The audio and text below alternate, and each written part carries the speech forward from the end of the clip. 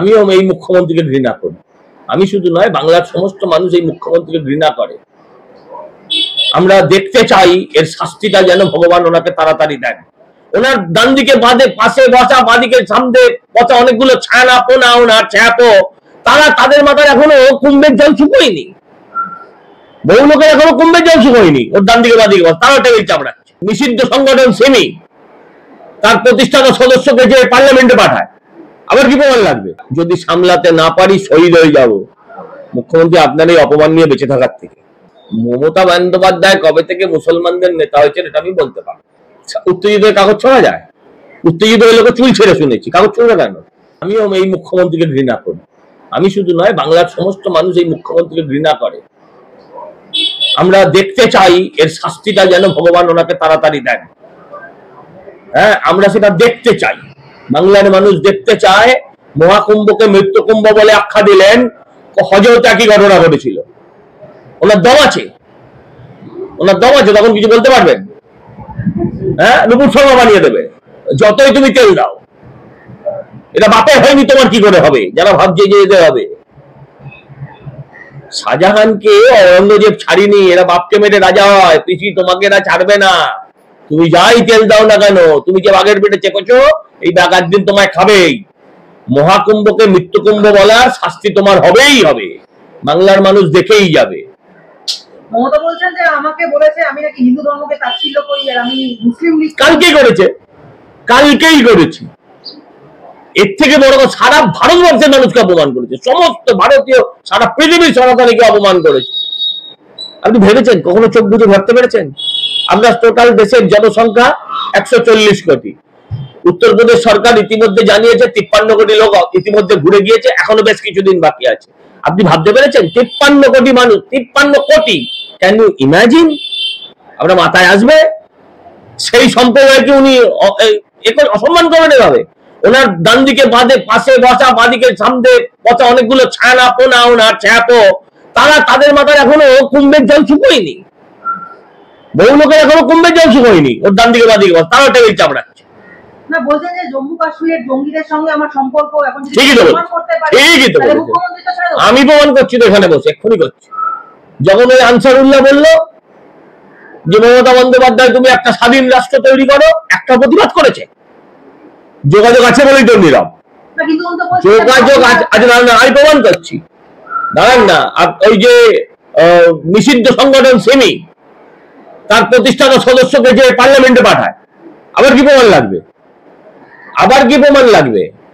যে লোকটা পুলওয়ামা হামলা হলে, সার্জিক্যাল স্ট্রাইক হলে সরকারের দিকে আঙুল তোলে, মৃতদেহ গুনতে চায়, জঙ্গিদের মৃতদেহ দেখতে চায়, আবার কি প্রমাণ করতে হবে?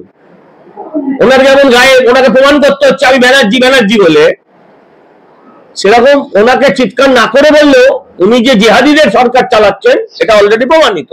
নতুন করে প্রমাণ করার কিছু নেই। হ্যাঁ, কি করে থাকবে জায়গা?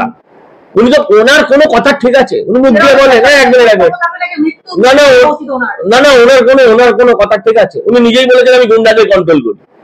যে গুন্ডাদের কন্ট্রোল করে সেই যদি আজকে বলে যে গুন্ডাদের জায়গা নেই, তাহলে হাস্যকর কথা না? এবং বিধানসভায় পেশ হওয়া বাজেটে যখন সেটাকে মাদ্রাসা বাজেট বলে কটাক্ষ করেছিলেন বিরোধী জনতা শুভেন্দু অধিকারী, ঠিকই তো বলেছেন।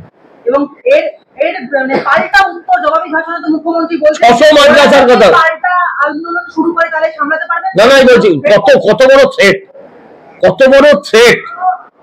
এই 65% মানুষকে কত বড় থ্রেট করলেন কালকে মুখ্যমন্ত্রী, যে ওরা যদি আন্দোলন করে, যদি সামলাতে না পারি শহীদ হয়ে যাব।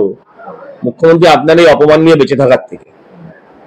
যদি সামলাতে না পারি শহীদ হব, বাড়ির লোককে বলবো বিষ খেয়ে নিতে। কিন্তু আপনি যেভাবে অন্য ধর্মকে প্ররোচিত করে আমাদেরকে, একটা সনাতনকে ছোট করছেন, সেটাকে মেনে নিতে পারবো না দিদি। শুভেন্দু অধিকারীকে নাম না করে তিনি কটাক্ষ করছেন যে উনি কবে থেকে হিন্দুদের নেতা হয়ে গেলেন। মমতা বন্দ্যোপাধ্যায় কবে থেকে মুসলমানদের নেতা হয়েছেন এটা আমি বলতে পারবো। সেটা আমি বলতে পারবো যেদিন থেকে উনি মৌলানা, ইমাম এদেরকে ভাতা দেওয়ার ঘোষণা করলেন, যেদিন থেকে একটা সম্প্রদায়কে গরুর সঙ্গে তুলনা করলেন, সেদিন থেকেই তিনি মুসলিমদের নেতা, মুসলিমদের নেত্রী, মুসলিমের সরকার হয়ে গেল। হিন্দুদের আর বলে কিছু ছিল না। আর হিন্দু মুসলমান করবে কেন? আমরা যেমন মুসলিম তোষণের বিরোধী, আমরা সেরকম হিন্দু তোষণেরও বিরোধী। হিন্দু শেখায় পরধর্মের প্রতি সহিষ্ণুতা, হিন্দু শেখায় পরের ধর্মের প্রতি সহিষ্ণুতা।